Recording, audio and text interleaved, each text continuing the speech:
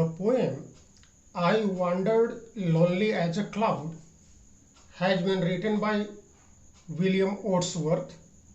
William Wordsworth was born on 7th April 1770 and lived till 23 April 1850. He was an English romantic poet. This poem, I Wandered Lonely as a Cloud, is also commonly known as Daffodils, is a lyrical poem written by him. The poem was inspired by an event on 15th April 1802 in which Wordsworth and his sister Dorothy came across a long belt of daffodils, written sometimes between 1804 and 1807. It was first published in 1807 in his poem in 2 volumes, and a revised version of it was published in 1815.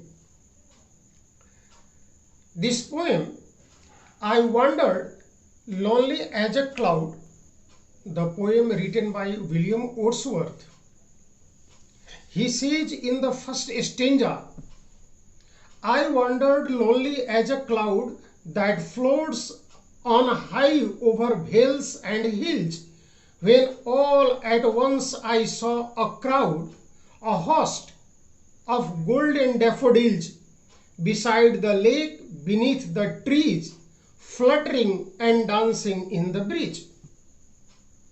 The poet here says that when I visited the line of daffodil flowers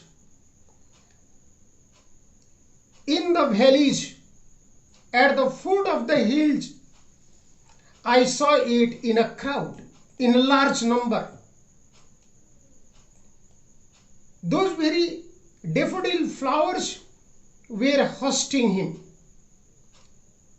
and there he imagined that he is flying in the sky alone as a cloud and viewing all those flowers fluttering and dancing in the cold breeze.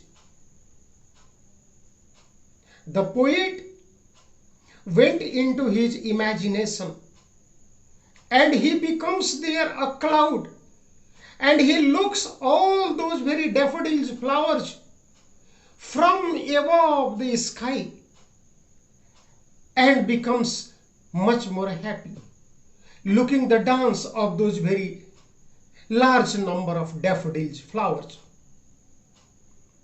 In the second stanza, he says, continuous as the stars that shine and twinkle on the Milky Way, that stretch in never-ending line along the margin of a bay. 10,000 saw I at a glance, tossing their heads in sprightly dance. The poet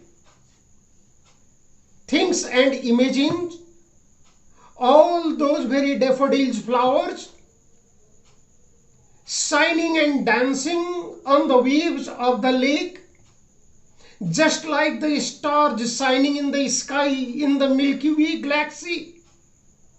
He imagined those very images of those very flowers which were dancing on the waves of the lake. The poet becomes much more happy, thrilled inside.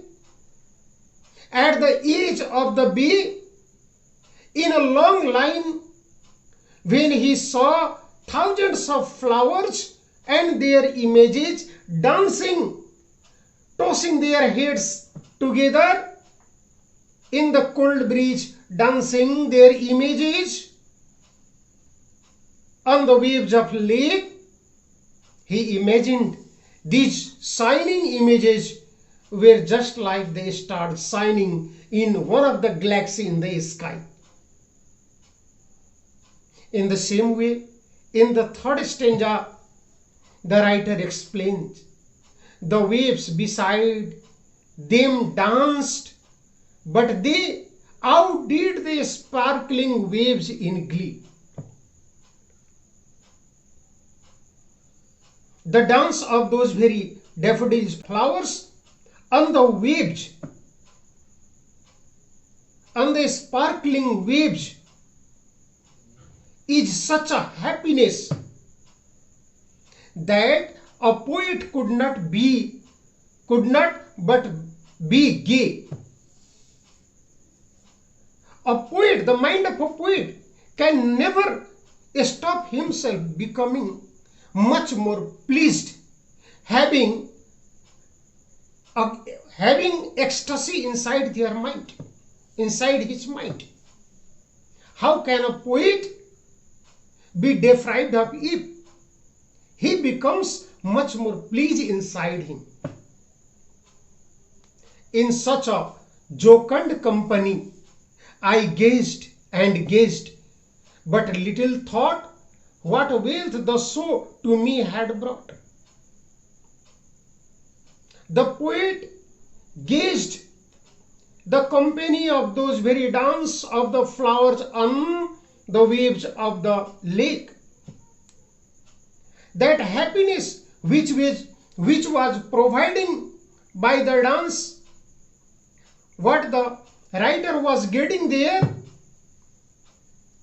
he says that company, when I looked, I gazed it for a long time.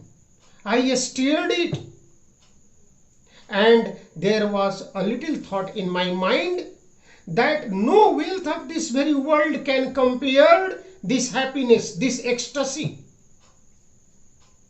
What ecstasy that nature has brought to me. This natural beauty, this happiness, what the nature has provided me, can never be compared with any of the worldly wealth.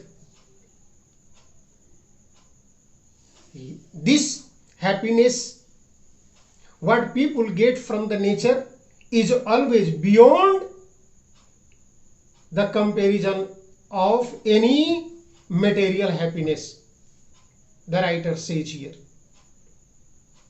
At last of the stanza, he says, for oft when on my couch I lie in vacant or in pensive mood, they flash upon that inward eye, which is the bliss of solitude, and then my heart with pleasure fills and dances with the daffodils.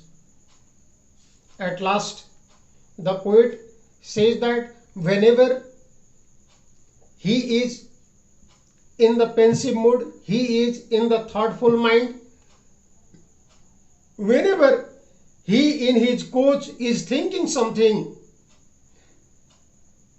and those very dance of the daffodils flowers flash in his mind, in his inner eyes, he becomes much more pleased in that aloneness, in that solitude. In his aloneness, he becomes happy. His heart, his mind starts dancing with the dance of those very daffodils flowers. That happiness which he saw many years back again starts in his mind.